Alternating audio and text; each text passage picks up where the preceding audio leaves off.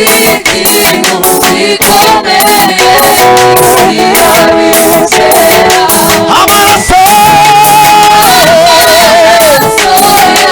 haleluya yakoze ikintu gikomeye ashashita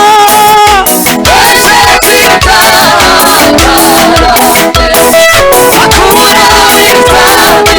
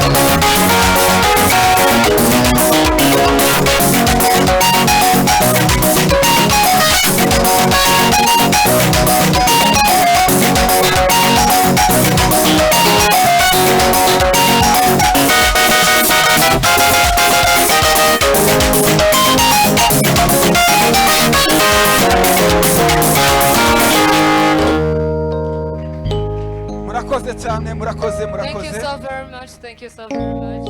nta kitagira inyongezo murakoze cyane murakoze Thank you so very much. twiyegereje n'abandi bose badukurikirana ku migabane y'isi And welcome other people who follow us abatuye hatari hamwe online that lives in different departments. turabiyegereje Different rwose places. Welcome you. n'Imana ibaheze umugisha And may God bless you.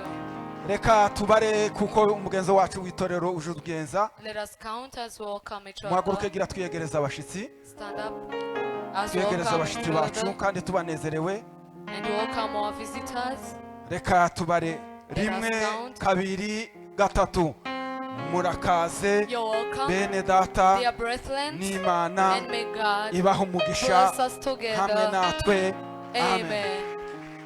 murakoze cyane Imana you. ibaheze Thank umugisha you so very much. May God bless you. tugiye mu windi mwanya wo gushima Let us hear the thanksgiving. turabaheza umwanya mutoya cyane We shall give you a few minutes. abashima ni babiri There are two people.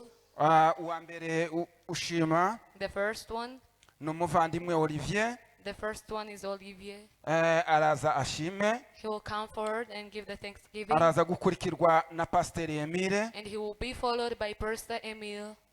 Emile yari yansabye Igisirimba Pastor Emil, he asked me to give some minutes to turaza dance for the kubimenya jewe Lord. nawe uko Maybe I'll abigenza give you some minutes. I will talk to none you Olivier later. ni karibu niyihute turamuheza Olivier, you may iminite come ibiri gusa forward. I'll give you 2 minutes and you give the thanksgiving to the Lord.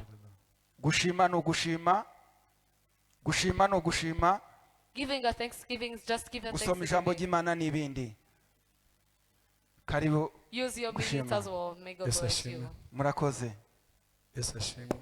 Amen. Amen. Amen. Nifuje gushima Imana muri kino gitondo cy'uno munsi yaduhaye. I wanted to thank God in this beautiful morning. Nimubona nsomye ahangaha ntimugire ngo